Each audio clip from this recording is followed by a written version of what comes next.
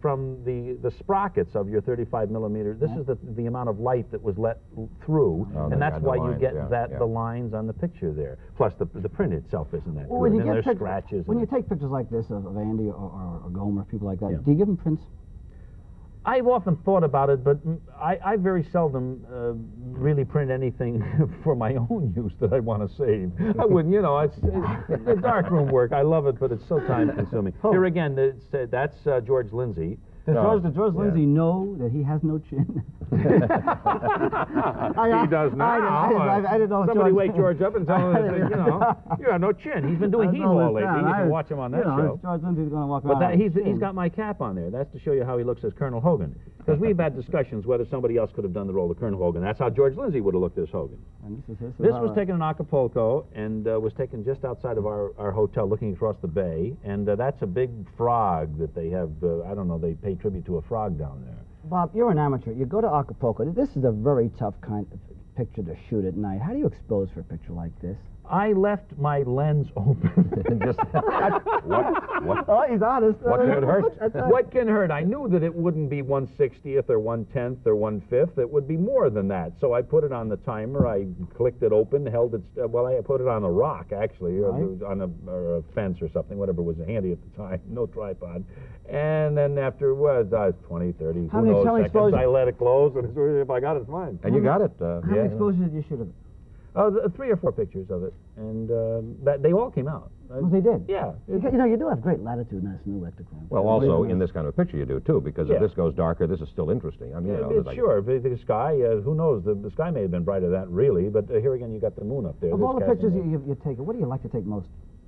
Family. What subjects? Family stuff? Yeah, I loved my children. My birthday's in July, and I'm a Cancer, and I'm very family oriented, as you could see when you came to our house to look at some of my pictures. That 99% of the pictures are family, of the kids, of my wife.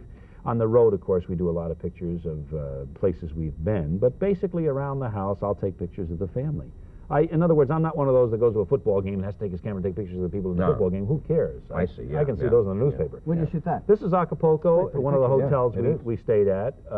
That's shooting from upstairs down towards the pool, and those are all the people sunbathing, or the places where they can sunbathe. Bob, you look at it quick, and you can't. You do a thing that I do a lot of shooting from the room, because I have no nerve. To go you outside. have nerve, though, don't you? I mean, would you walk down there and take pictures close-up of these people in their bathing suits? Well, according to how great she looks. See, that's what I mean. You have nerve. No, but I would not really go down and shoot by the pool unless I was looking for a certain angle on something, and I don't mean a person, but if my wife, for instance, were at the pool, I would go down and... Oh, yes, but what I mean is, Leigh is fearless, because that's what he does for a living. That's his business, no. And he will walk up and take pictures of people. No, that's why it always fascinates me to see in photography magazines these little gadgets that you can put on your camera that can shoot side angles so that you're facing this way, but it'll shoot the people that are over there. And I often think, now, why bother with all that? Why don't you just turn the camera and... Yeah, what cheating is that? So it doesn't work anyway. I bought a 300-millimeter lens. Look at this picture. That picture, what is that? That's to show you when your series goes off, you go on the road and play a lot of the barn theaters around the country. That doesn't happen to be the theater I was working with, but that's in Sullivan, Illinois, where I was doing a play at the time.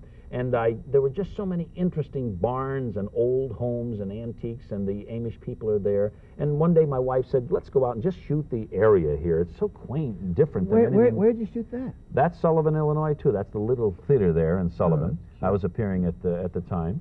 I don't know whether that's of me. I have to put on my glasses to see what the sign says. That may be of somebody else. It may not be my picture.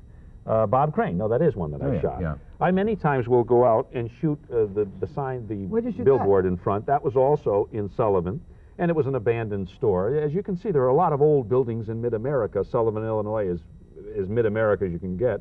And you can get many great shots. Shadow detail, I think, is marvelous. The time of day, of course, you shoot has a lot to do with that. That also is Sullivan, too. I don't know why. I wanted to shoot shots of the horses, and I didn't have my telephoto lens with me, and I shot it, and it wasn't that interesting for the horses, but obviously... It's a pretty picture. Yeah, that is. That's a very pretty picture. Where'd you shoot that? That's an Amish schoolhouse near Sullivan, Illinois. And do you enjoy going on a road like this? I'll tell you, I would enjoy it if I could take my family, but you just can't spend that kind of money and drag your kids out of school that are in school, and... So my wife visits me for at least a week while I'm in the different areas. That's the town hall in Sullivan, Illinois. And, well, as you can see, most of these pictures, I did a whole day where my wife had already left town. She said, go out and film all those places we saw the other day when you didn't have the camera Look with at this. you. Look at that shot.